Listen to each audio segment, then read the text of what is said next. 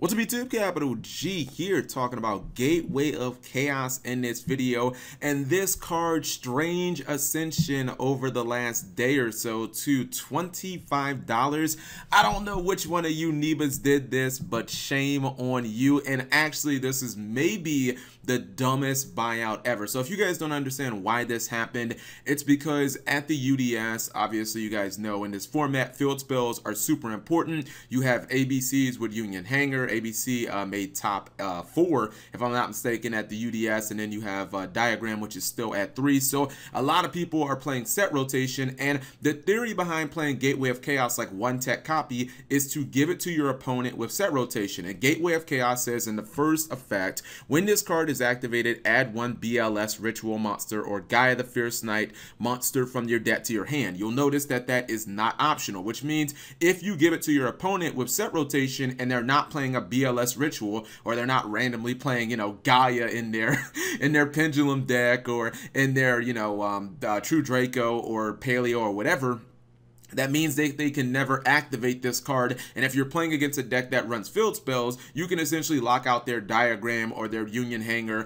or their, whatever Pacifist that they want to activate. And you kind of lock them out of the field spell zone for the entire duel. The problem with this buyout is, and yes, I understand for people going to be like, well, Cap, Gateway of Chaos never actually got reprinted, and it's always been kind of an expensive card, which unfortunately it sucks just, for BLS players. But the problem for Gateway of Chaos is anyone else who wants to employ this strategy, who wants to say, I'm going to use set rotation, I'm going to give you a field spell that you can never activate for the entire duel, all they have to do is play Oracle of Zephyr. It's literally the same exact thing. If you read Oracle of Zephyr, which by the way, just got reprinted in the Pendulum Evolution set, but doesn't even matter if you look at Oracle of Zephyr's price. Well, this is a moderately played version, but it's not an expensive card. Even for a lightly played, it's like $2.75. But I mean, again, we could just go for the super rare version that's like $1. It says right here, when this card is activated, add 1 Zephyr monster from your deck to your hand. So once again,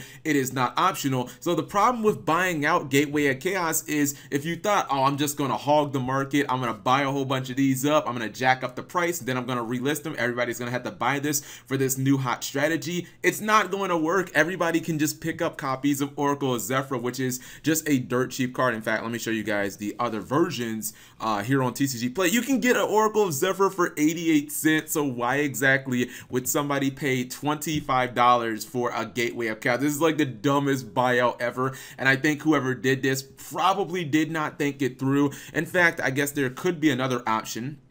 You see people in the past play Magical Mid-Breaker Field. It's kind of a similar theory. Magical Mid-Breaker Field says that your opponents, or excuse me, well, essentially when your opponent has this card set, if they do activate it, they can't set another field spell or activate another field spell. So it does kind of the same thing and locking them out of using their field spells. But at the same time, the problem with Magical Mid-Breaker is it has just a lot of, it's a lot of work around. Like neither player can like target cards, and sometimes you might be playing a deck that likes to target, so there's a lot of hassle that you might have to kind of work around when giving your opponent a magical midfield breaker. It might actually end up working in their advantage, so most people would probably just rather stick with Oracle of Zephyr. So whoever actually employed this buyout, I feel bad on you. And on eBay, for some reason, I guess they went and hit eBay up too. You can see that yeah, it looks like it's $23. I don't know what type of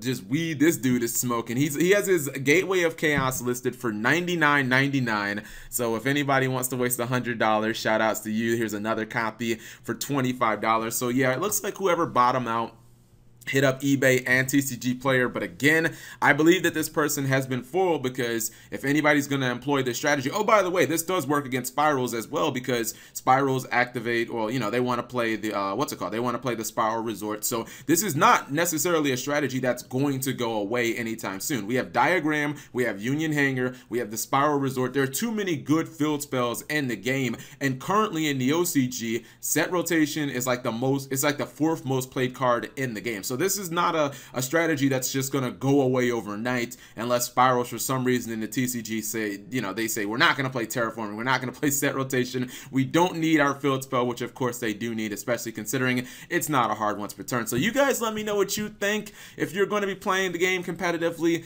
over the next few months or so, just save yourself some money. Don't even look at Gateway of Chaos. Just play Oracle of Zephyr, unless people are going to catch on. If people are just going to start splashing in Zephyr cards so that they can activate their Oracle of Zephyr, which would just be some next level Yu-Gi-Oh! I guess that this will be a perfect substitute at, you know, a fraction of the cost. Anyways, whatever you guys think, leave it in the comment section below. Thank you guys for watching. As always, subscribe if you have not already, and turn on those notifications for daily videos.